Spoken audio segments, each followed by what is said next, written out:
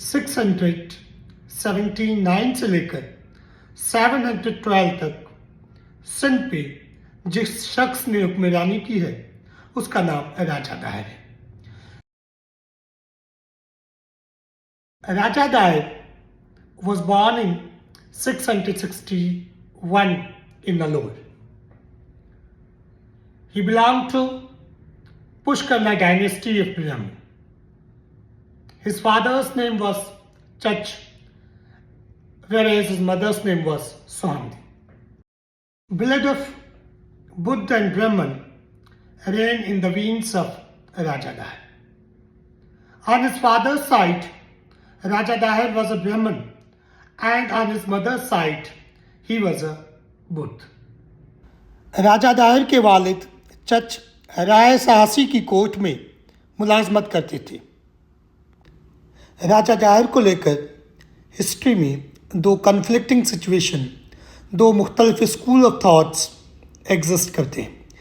एक pro Islamist school of thought है जो स्टेट ओरिएंटेड है, जिसके तहत Raja Dahir was a villain, whereas they projected Muhammad bin Qasim as a savior and their hero.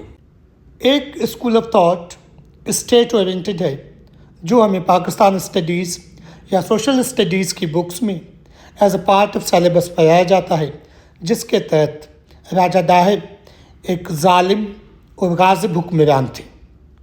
On the country, एक और स्कूल ऑफ थॉट राजा दाहिर को शहीद मानता है और उसे एक ऐसा बादशाह मानता है जिसने अपने वतन का दिफा करते हुए अपनी जान का नजराना पेश किया। Both schools of thoughts go to the every extent to demean each other. So in the wake of all these situations, we fail to get the neutral analysis of the personality of Raja Daher. Proponents of state-oriented history राजा दाहिर को hero मानने के लिए तैयार नहीं, जबकि nationalist और progressive Mohammad bin Qasim को hero मानने के लिए तैयार नहीं। दोनों इस एक्सटेंट पे आके पहुंचे हैं कि दुनिया की सारी बुराइयां उन्हें राजा दाहिर में नजर आती हैं, जबकि नेशनलिस्ट और प्रोग्रेसिव को दुनिया की सारी बुराइयां मोहम्मद बिन कासिम में नजर आती हैं। इन दोनों के बीच में हमें जो न्यूट्रल एनालिसिस है, the real analysis of the personality of Raja Dahir, वो नहीं मिल सकी।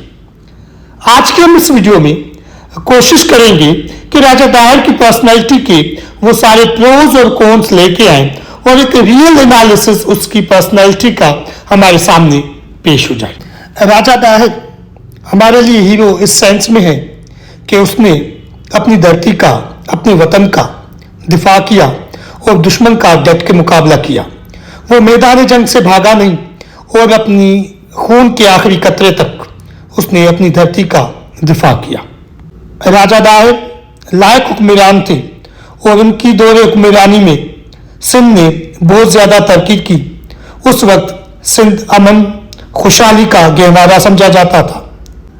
राजा दाहिर ने अपनी दौरे हुक्मरानी में अरब में हुक्मरानों के अजाब के नीचे आए हुए तमाम सैयद खानदान और लोगों को पनाह दी। राजा दाहिर मुकम्मल तौर पे मजहबी हुक्मरान थे और उनकी दौर हुकूमत में सिंध मुकम्मल तौर पे मजहबी थी। सिंध में मुस्लिम्स के लिए तो स्पेस था, लेकिन बाकी जैन मत, बुद्ध मत, अछूत, आउटकास्ट और शूदर के लिए कोई स्पेस नहीं था। राजा दाहिर ऐसे नहीं थे जैसे उनको हमारी हिस्ट्री की बुक्स में पोर्ट्रे किया गया है। मजहबी होना उनका जाती फेल था।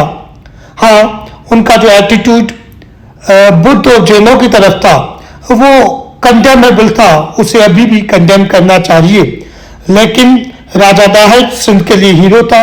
उसने सिंध धरती का दिफा किया और सिंध धरती के लिए उसने जान शहादत नोश किया।